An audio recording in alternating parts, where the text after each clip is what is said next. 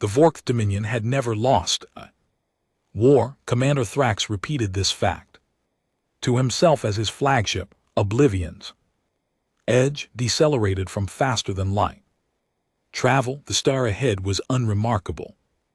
A yellow dwarf unworthy of naming. The third planet orbiting it was the target. A wet world, damp, heavy gravity.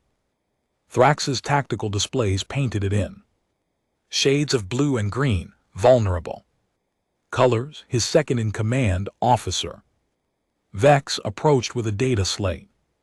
Commander, initial scans indicate approximately 9 billion sentient organisms they have achieved. Fishing-based energy and primitive space flight, no evidence of interstellar capability.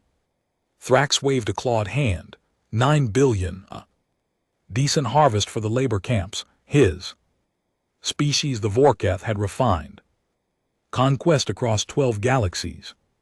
They identified weakness, exploited it, and moved on. The pattern was perfect.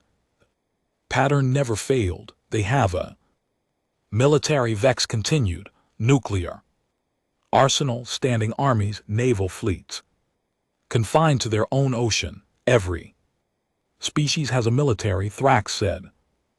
Question is whether they understand war. He examined the cultural summary. Humans, short lifespans, fragile bodies.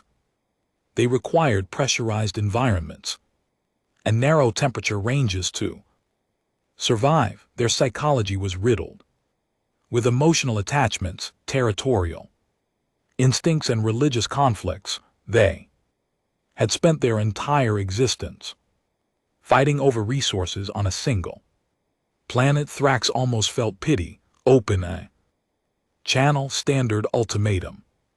Vex hesitated. Commander, our language database is incomplete. We have only intercepted their communications for 30 cycles. Then speak slowly. The channel opened.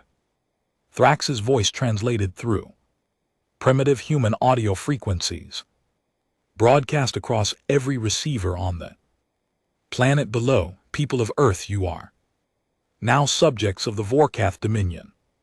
Your military forces will stand down. Within 2 of your hours, your leaders will present themselves for assimilation. Any resistance will result in planetary sterilization. This is not a negotiation.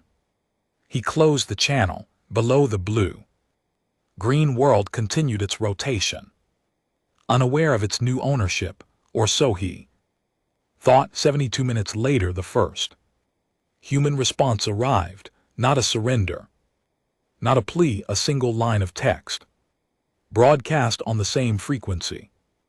We decline. Thrax stared at the words. In all his centuries of conquest, no species had ever declined. They had begged, they had bargained, they had wept and screamed and offered tribute, but no one had ever simply said no. Commander Vex said, his voice uncertain. Their orbital platforms are activating. Thrax looked at the tactical display. Hundreds of structures previously dismissed as communication satellites or scientific instruments were reconfiguring. Panels slid aside. Conduits glowed with thermal energy. They were not satellites. They were weapons platforms. How many? Thrax asked. 3,427. Vex replied. They were built beneath the surface of the planet's moon. Our initial scans missed them. The Vorkath fleet consisted of 3,000 ships. The humans had built more defensive platforms than the Dominion had brought warships, and they had hidden them. Thrax felt something he had not experienced since his first campaign 200 years ago, a cold ripple at the base of his spine. Launch fighter wings, he ordered. Target the platforms before they can. The first shot came from the planet's surface, a kinetic projectile. accelerated by an electromagnetic rail. System crossed the distance to Oblivion's edge in 3 seconds. The ship's energy shields absorbed the impact, but the force of it sent Thrax stumbling. Alarms screamed, damage reports flooded. The command deck, shields at 83%, Vex shouted that was a ground-based artillery piece. Thrax turned to his tactical map. The shot had come from a desert region from a facility labeled human text. He did not need a translation. The shape of the structure was clear, a cannon buried in a mountain. They had turned their planet into a fortress. All ships. Thrax roared, attack pattern Delta, eliminate every weapon platform. I want that world silenced. The Vorkath fleet surged forward. 3,000 warships, veterans of 1,000 conquered civilizations, descended on Earth like a closing fist. The humans fired back. The first 12 minutes of the Battle of Earth rewrote every tactical doctrine the Vorkath Dominion possessed. Thrax watched from his command chair as his fighter wings disintegrated. Human kinetic weapons moved faster than his sensors could track. A tungsten rod accelerated to a fraction of light speed would punch through a Vorkath fighter and continue through the 2 ships behind it. No energy shielding could stop something that had no energy signature to dissipate. Commander, the vengeance is gone, Vex reported. The Iron Hand is venting atmosphere. The Steadfast has lost propulsion. How? Thrax demanded. They are using projectile weapons, primitive metal rods. Our shields were designed to absorb plasma and particle beams.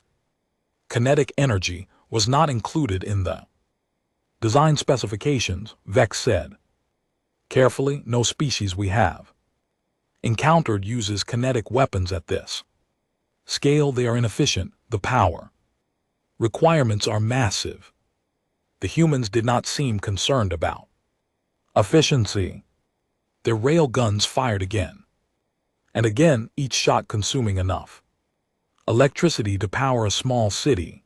The planet below glowed with energy signatures that should have been impossible for a pre-interstar civilization. They had been hiding, not their technology, their intent. Pull the fleet back, Thrax ordered. Regroup beyond lunar orbit. Commander, the Oblivion's edge is being targeted. Thrax looked up. His tactical display showed a single weapons platform positioned above the planet's northern pole, locking onto his ship. The platform was unlike the others, larger, older, built into the remains of what appeared to be a human space station long since decommissioned. It fired. The projectile crossed the distance in less than a second. Oblivion's EDG's automated systems diverted all available power to the forward shield. The impact was catastrophic. The bridge lights flickered. Gravity stabilizers failed, sending Thrax and his crew drifting. Alarms merged into a single continuous scream. When his vision cleared, Thrax saw the damage report. Shields at 11%. Forward armor compromised. Primary reactor leaking. The human platform was already reloading. Retreat, Thrax said. All ships emergency. Jump now. The Vorkath fleet scattered, each vessel calculating its own escape vector. In the chaos, 11 more ships were destroyed by the time the last Vorkath vessel entered FTL. The humans had destroyed 432 warships. The Dominion had never lost more than 10 ships in a single engagement. The journey back to the fleet staging area took 6 hours. Thrax spent every minute staring at the tactical recordings. The humans had not scrambled Fighters they had not launched. Interceptors they had simply aimed and fired. Their entire strategy was built on a single principle: hit the enemy with something heavy, moving very fast. Until nothing remained, it was brutal. It was simple, it was effective. Vex approached his posture careful. Commander, I have completed a preliminary analysis of human military history. And Vex hesitated. They have been fighting organized warfare for approximately 10,000 of their years. In the last century alone, they have engaged in 2 conflicts that involved every major power on their planet simultaneously. Civil wars, global wars, Commander. Every continent, every ocean, they developed weapons capable of destroying their own cities, their own population centers, and deployed them against each other. Thrax turned from the tactical display. They bombed their own world repeatedly.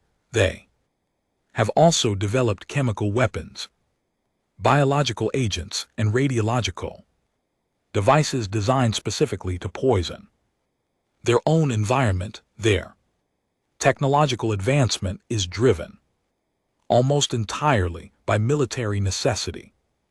The Vorkath had conquered species that fought for honor, species that fought for territory, species that fought for survival. They had never encountered a species that fought for the simple, terrifying reason that fighting was what they did. What is their psychological profile? Thrax asked. Vex brought up a holographic display. Humans experience fear, pain, and trauma like any sentient species. However, their response to these stimuli is atypical. Snorts. Under extreme stress, their bodies release hormones that dull pain, accelerate reaction time, and increase physical strength. They are biologically adapted to combat. Adapted. Their world is classified as a standard gravity garden planet. What evolutionary pressure would create such adaptations? Vex's display shifted to show Earth's geological history. Their planet has experienced multiple mass extinction events, climate shift, predator species that hunted them for millions of years. Humans are not the strongest species on their world. They are not the fastest. They are not the most durable. Then how did they survive? Vex looked at Thrax for the first time. In their long service together, the officer's expression was not one of difference. They outlasted everything that tried to kill them, Commander, and then they killed it back. The Vorkath staging area occupied a series of orbital platforms surrounding a gas giant 12 light years from Earth. Thrax's remaining fleet limped into dock. Damaged crews working around the clock to restore combat readiness.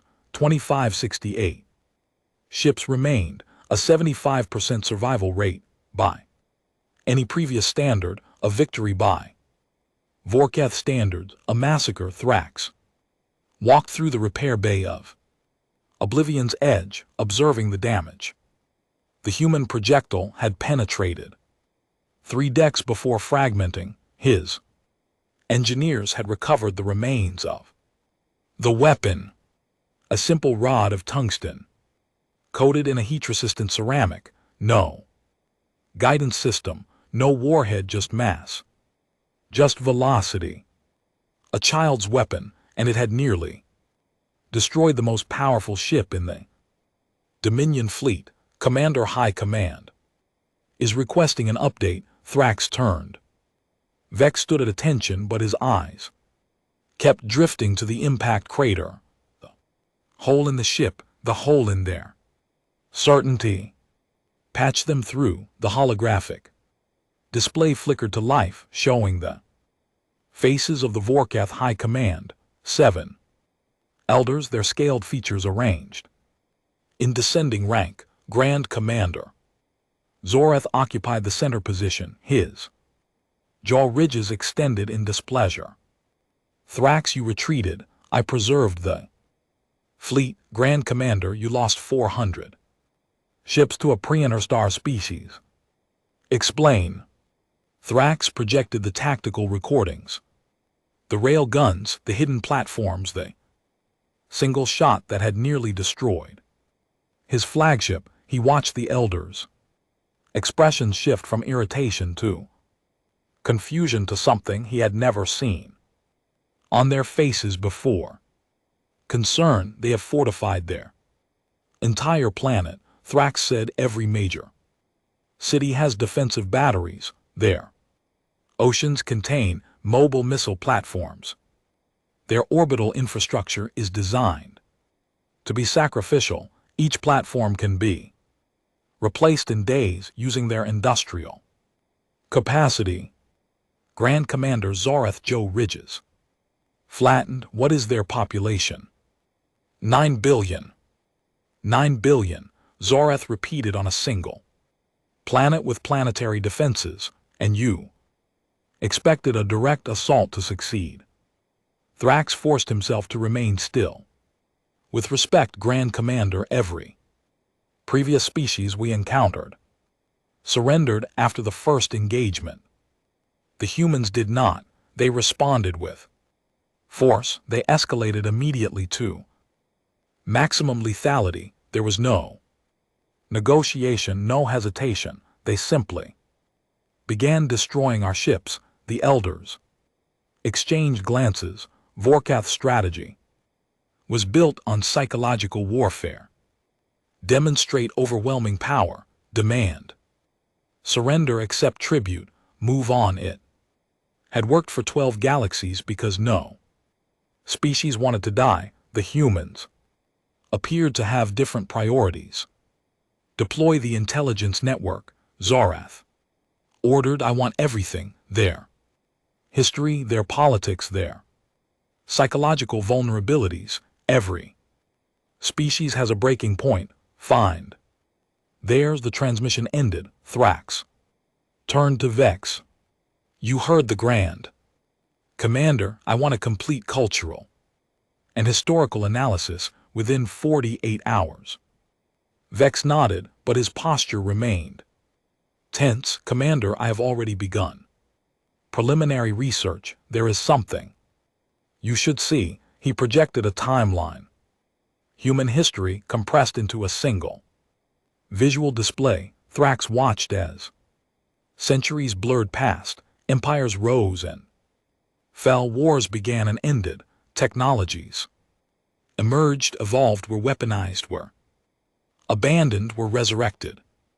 What am I looking at? The frequency of human or armed conflict. Vex said, in the last 5,000 of their years, humans have experienced approximately 200 years of total planetary peace. The rest of the time, somewhere on their world, humans have been killing humans. Thraxra stared at the display. 20 years of peace, 5,000 years of war. They are not a species that experiences conflict, Vex said quietly. They are a species that exists in a permanent state of conflict, interrupted by brief periods of peace. That is not sustainable. It has been sustainable for them. That is the problem, Commander. We assumed they would break because every other species breaks, but humans have been breaking and rebuilding for longer than our dominion has existed. Their civilization has collapsed multiple times. They have lost entire continents to disease, to climate shifts, to their own weapons, and every time they rebuild, they adapt, they improve. Thrax looked at the timeline again. 200 years of peace. The current era of human history was one of those rare peaceful intervals. They had not fought a global war in nearly 80 years. They were rested. That is why they declined. Thrax whispered, they are not afraid of war. They have been waiting for something to Fight that is not themselves. Vex did not respond. He did not need to. The human colony ships had already left. Earth, the intelligence network had detected them, slow-moving vessels packed, with civilians heading for nearby star systems. At the time, the Vorkath had dismissed them as refugees. Now Thrax wondered. Refugees did not carry ship-mounted rail guns. The ground invasion began at 300 hours Earth time. 15,000 Vorkath soldiers, each genetically enhanced for combat, dropped from orbit in reinforced landing pods. Their targets were 15 major human population centers. The strategy was simple: decapitate planetary leadership, destroy military infrastructure, force surrender. The strategy lasted 11 minutes. Thrax watched from orbit as the first landing pods touched down in a city the humans called New York. His soldiers emerged, plasma rifles ready, tactical visors scanning for threats. The streets were empty, the buildings were dark. The entire city appeared abandoned. Then the windows opened. Human civilians, armed with weapons the Vorkath had never seen, leaned from apartment windows and began firing. Not plasma, not particle beams, projectiles again, small, fast, plentiful. The soldiers' personal shields deflected the first volley. The second volley overloaded the shields. The third volley killed them. Commander, we are receiving distress signals from every landing zone. Vex reported. The humans are using their urban environment as a defensive network. They have fortified buildings, tunnels, and transportation system. Our soldiers are being engaged from multiple directions simultaneously. Order them to establish perimeter defense. Use aerial support too. Air support is ineffective, Commander. The humans have portable surface-to-air weapons. Our dropships cannot maintain altitude.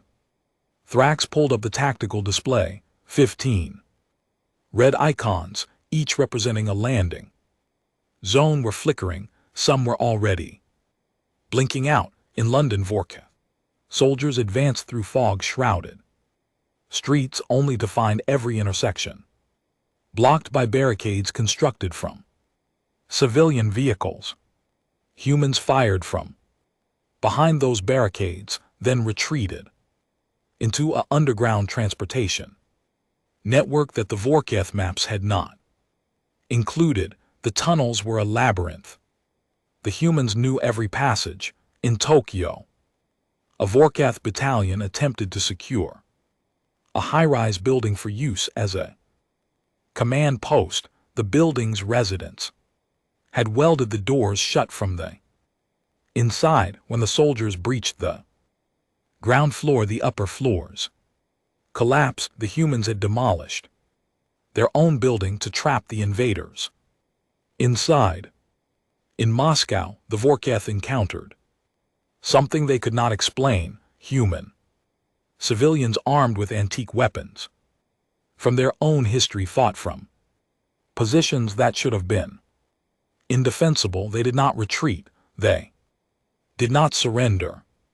They fired until they were killed, and some continued firing. After, Commander Vex's voice was tight. I am receiving a transmission from the surface. It is addressed to you personally. Play it. A human female's voice, calm and precise, filled the command deck.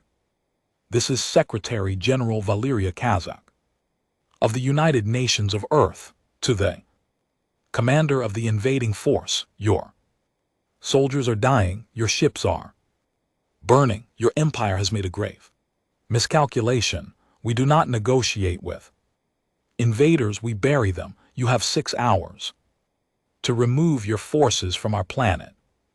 After that, we will assume you wish to continue the engagement. The transmission ended. Thrax looked at. Vex, how many of our soldiers are still combat effective? Vex checked his display. Approximately 3,000, Commander. The rest are killed, wounded, or trapped. 15,000 soldiers, reduced to 3,000 and less. Then an hour, order the retreat. Thrax said, get them out, Commander. The human civilian population is pursuing our retreating forces. They are not allowing our soldiers to reach extraction points. For a moment, Thrax could not process the word civilians pursuing soldiers. They are not soldiers, he said. They are not trained. They are not armed with military-grade weapons. How are they pursuing trained warriors? Vex brought up footage from Assaters's helmet camera, a group of humans wearing no armor, carrying no visible weapons, were running toward a Vorkath position. They were screaming, not in fear, in fury. The footage cut out as something struck the camera. Commander, Vex said, I recommend we abandon the ground operation and initiate orbital bombardment. The planetary defense platforms will shoot down any projectiles we launch. We already attempted that during the first engagement. They intercepted 92% of our missiles. Then what do you recommend? Thrax looked at the blue-green world. Below, 9 billion humans, 15,000 soldiers, and the humans were winning. He had spent 2 centuries conquering galaxies. He had never lost a battle. He had never retreated. He had never felt fear. Get me the Grand Commander, he said. We need the Sunsplitter. The Sunsplitter was the Vorkath Dominion's final argument. A weapon of planetary scale, it focused the energy of a star into a coherent beam capable of cracking a world's crust. The Vorkath had used it 3 times in their history. Each use had ended a war. Each use had produced a graveyard where a planet once orbited. Grand Commander Zorth approved the deployment within 4 hours of Thrax's request. The weapon mounted on a specialized platform the size of a small moon began its journey toward Earth's star. Estimated time to firing position 3 days. Thraxra used those 3 days to study humanity. Not their military, not their history, their psychology. He read their literature, their philosophy, their personal correspondence. He watched their entertainment. He listened to their music. He wanted to understand what made them fight when every logical calculation said they should surrender. What he found unsettled him. Humans did not see war as an interruption. They saw it as an extension of life. Their stories celebrated warriors. Their religions promised rewards for those who died fighting. Their children played at combat. Their elderly told stories of battles long past. War to humans was not something to be avoided. It was something to be survived, to be remembered, to be honored. Commander Vex said on the second day, I have completed the analysis of human technological development. Their countermeasures to our weapons were not developed in response to our invasion. Explain. Humanity developed electromagnetic pulse weapons 50 of their years ago. They developed kinetic intercept systems 40 years ago. They developed planetary defense networks 30 years ago. All of these technologies were created for use against other humans.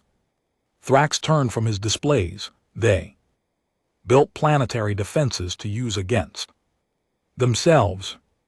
They have a history of developing weapons faster than they develop defenses. At some point, their military planners decided to prepare for the worst-case scenario, a global war that escalated to orbital bombardment. They defensive network we encountered was designed to protect Earth from human aggressors, from themselves. Yes, Commander, Thrax sat in silence for a long moment. He had conquered species that built weapons to dominate others. He had conquered species that built weapons to defend their borders. He had never encountered a species that built weapons to defend against itself. Do they have other technologies we have not seen? Vex's expression darkened. Their research into artificial intelligence, genetic modification, and quantum computing far exceeds our own. They have deliberately limited these technologies due to ethical concerns. If they remove those limitations, they will become more dangerous, immeasurably more dangerous, Commander. The third day arrived. The Sunsplitter reached its firing position. Thrax watched through his observation deck as the weapon aligned itself with Earth's star. The beam would take 8 minutes to reach the planet. 8 minutes and 9 billion humans would cease to exist. Commander, the Grand Commander is requesting a live feed of the firing sequencer. Granted. The Sunsplitter's firing mechanism began to glow. Energy gathered at the weapon's aperture, bending light around itself as it reached critical mass. Thrax had seen this twice before.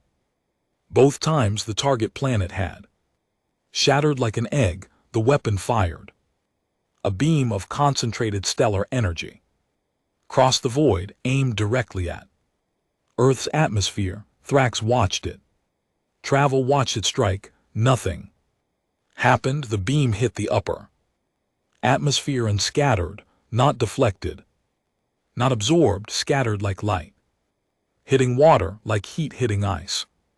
What happened? Thrax demanded. Vex was already accessing data from the weapon platform. Commander, the humans have deployed a particle field around their planet. The beam is being dispersed by atmospheric particles before it can reach the surface. Atmospheric particles, they weaponized their own atmosphere. They seeded the upper atmosphere with reflective particulate matter. Approximately 20 years ago, our initial scans detected the particles but classified them as industrial pollution. Thrax gripped the edge of his command chair. The humans had built a planetary shield, not from energy, from dust, from the air they breathed, and they had built it decades ago, not expecting alien invaders but expecting their own species to eventually try to destroy them. The Sunsplitter fired again. Beam scattered again. The planet below remained untouched. Commander Vex's voice was hollow. The human defense platforms are targeting the Sunsplitter. Recall the weapon. Order it to retreat. It is too large to execute a rapid retreat, Commander. The humans have calculated its firing cycle. They are timing their shots for the recharge period. The first projectile struck the Sunsplitter's power coupling. The second struck its propulsion system. The third, fourth, and fifth tore through its armor. The weapon that had ended civilizations drifted into a slow, uncontrolled spin. The humans had killed it without firing a single shot at its crew. How? Thrax whispered. Vex brought up the human firing solution. They had aimed for the weapon's vulnerabilities. Vulnerabilities that should have been classified. Vulnerabilities that the Vorkath themselves had not told any other species about. The humans had found them anyway by watching, by calculating, by understanding that every weapon has a weakness. They were not just fighting the Vorkath, they were learning from them. The destruction of the Sunsplitter broke something in the Vorkath fleet, not the ships the will. Thrax walked through the repair bay and saw it in the eyes of his crew. The certainty was gone, the arrogance had evaporated, in its place was something the Vorkath had never experienced as a species. Doubt Commander Vex approached his posture rigid. The human fleet has left Earth orbit. Thrax's attention snapped to the tactical display. Hundreds of human ships previously hidden behind the planet's moon were moving into formation. They were not military vessels. Thrax could see that immediately. They were cargo haulers, passenger transport, industrial ships. Every one of them had been retrofitted with rail guns. Where are they going? Vex's display flickered. They are not targeting our fleet, Commander. They are moving toward the outer system, toward the FTL corridor, the only stable route for faster than light travel in this sector, the route the Vorkath had used to enter the Sol system, the route the humans were now blocking. Recall all ships, Thrax ordered. Form a defensive perimeter around the corridor. Do not let them. Too late, Commander. The human ships are already in position. They are not attacking, they are waiting. Thrax stared at the display. Hundreds of human ships positioned at the exit point of the FTL corridor. They were not trying to escape. They were not trying to defend Earth. They were creating a blockade. They were trapping the Vorkath in the Sol system. Contact Grand Commander Zoreth. Request reinforcements. I cannot, Commander. The humans are jamming all FTL communications. Any signal that leaves the system is fragmented, unreadable. Thrax's claws dug into the arm of his command chair. The humans had not just defended their world, they had isolated the invasion fleet, cut it off from the Dominion, left it to die. How long can we maintain position? He asked. Our ships have supplies for approximately 6 months. After that, life support will begin to fail. 6 months. The humans had probably calculated that. They had probably calculated everything. Open a channel to the human fleet. Vex hesitated. Commander, they will not negotiate. I am not going to negotiate. I am going to ask a question. The channel opened. For a long moment there was silence. Then a human voice responded, female. Calm, the same voice that had delivered the ultimatum days ago. This is Secretary General Kazak. You have something to say, Commander. Thrax chose his words carefully. You have defeated our invasion. You have destroyed our super weapon. You have trapped our fleet. What do you want? Want to surrender? Terms, tribute, territory. Every species wants something. Tell me what you want, and I will deliver the message to the Dominion. Another long silence. When Kazak spoke again, her voice was different, harder. You came to our world. You killed our people. You tried to burn our planet. And now you want to know what we want. Yes, we want you to understand something, Commander. We are not like the other species you conquered. We do not have a breaking point. We do not have a surrender reflex. We have 10,000 years of evidence that the only way to stop an enemy is to make them incapable of continuing.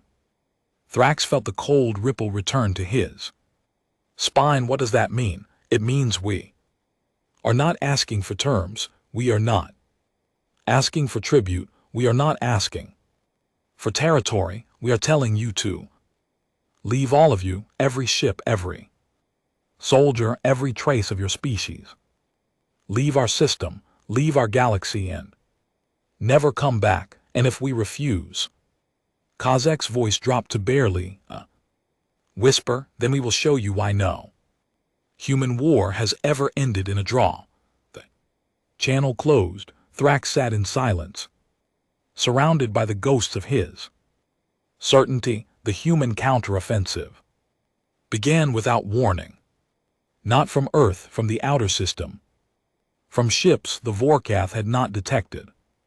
Ships that had been hiding in the asteroid belt. Ships that had been drifting silent and cold for days, waiting for the moment when the Vorkath fleet was at its weakest. They emerged from behind a rock the size of a small moon and they opened fire. Commander, we have multiple contacts, Vex shouted. At least 200 ships. They are firing from extreme range. Return fire. All batteries target the lead. A projectile struck Oblivion's edge amidships. The ship lurched. Thrax grabbed his command chair as gravity flickered. Damage reports flooded his display. Hull breaches on decks 4 through 7. Propulsion at 60%. Shields offline. Those are not civilian ships, Vex said. They have military-grade targeting systems. Thrax pulled up a visual of the attacking fleet. The ships were identical to the civilian vessels already positioned at the FTL corridor. But these were different. These had been modified differently. They had armor. They had redundant systems. They had firing solutions calculated by something faster than any Vorkath computer. The humans had built 2 fleets, one to block the exit, one to attack from within. We have to break through the corridor, Thrax said. Order all ships to concentrate fire on the blockade. We need to clear a path. The Vorkath fleet turned, their weapons swinging toward the FTL corridor. The human blockade responded immediately, launching volley after volley of kinetic projectiles. The Vorkath ships returned fire, plasma bolts lighting the darkness. The battle lasted 6 hours. By the end, every Vorkath warship in the Sol system was debris. Oblivion's edge drifted in a field of its own wreckage. Its engines destroyed, its weapons silent, its crew dead or dying. Thrax pulled himself from the wreckage of his command chair and looked out the viewport. Human ships surrounded him, not firing, just watching. Commander Vex's voice came from somewhere behind him. The officer was bleeding from a gash on his head, his uniform torn. They are sending a boarding party. Thrax nodded. He had expected this. He had seen the pattern. The humans did not just destroy their enemies, they learned from them, and now they wanted to learn from him. The boarding party arrived within minutes. Human soldiers wearing combat armor that looked improvised but moved with mechanical precision secured the bridge. They did not shout. They did not threaten. They simply took positions and waited. A woman entered, not a soldier. She wore a gray uniform with no insignia, her dark hair pulled back from a face that showed every day of what Thrax assumed was a long life. She looked at him, looked at the wreckage, looked at the viewport where Earth hung, blue and green and very much alive. Commander Thrax, she said, I am Secretary General Valeria Kazak. You wanted to see a human leader. Thrax forced himself to stand straight. I wanted to see who defeated us. Now you have. Yes. He looked at her, at the calm in her eyes, at the absence of triumph, at the presence of something he could not name.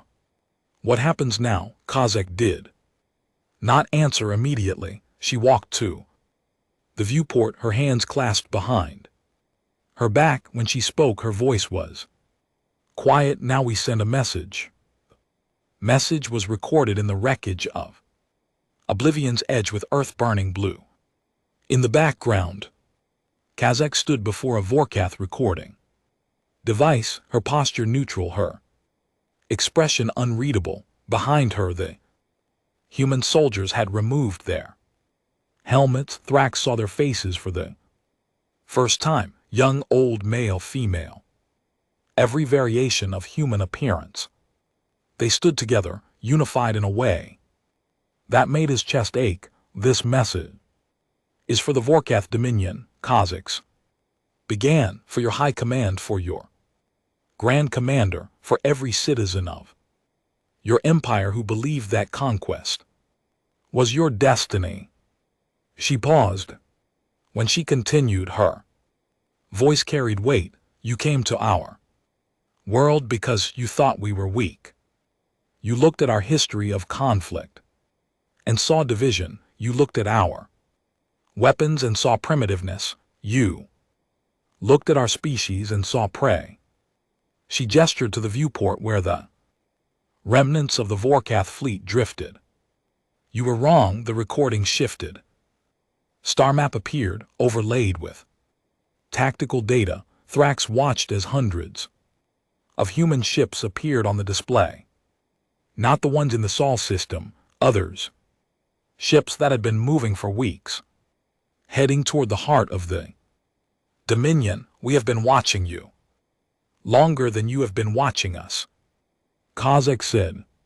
Every ship you sent to our galaxy, every communication you broadcast, every weakness you tried to hide, we saw it all. And while you were preparing to invade us, we were preparing to visit you. The star map zoomed in on a single system, the Vorkath home world. Thrax felt his blood run cold. The ships we sent are not warships, Kazakhs continued. They are colony vessels, cargo haulers, passenger transports, every ship we could make fly. They are carrying something you do not understand.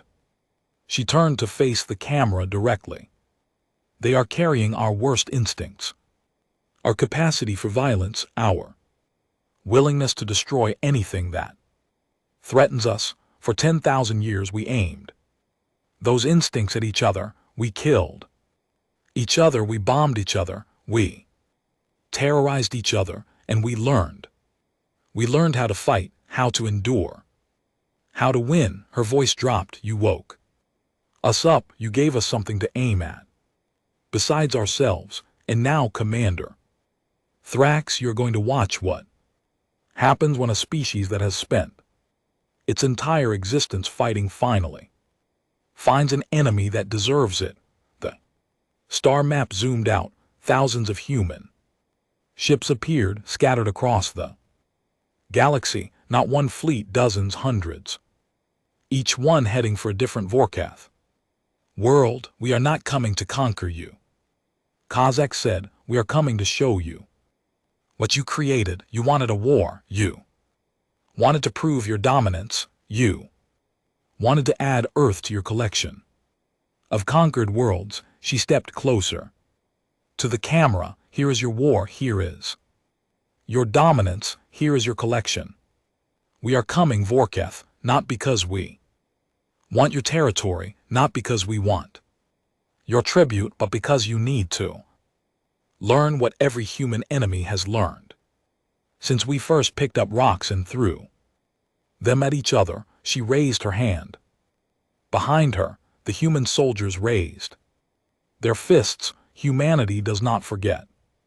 Humanity does not forgive. And humanity never ever stops fighting. The recording ended. Thrax stood in silence, surrounded by the humans who had destroyed his fleet.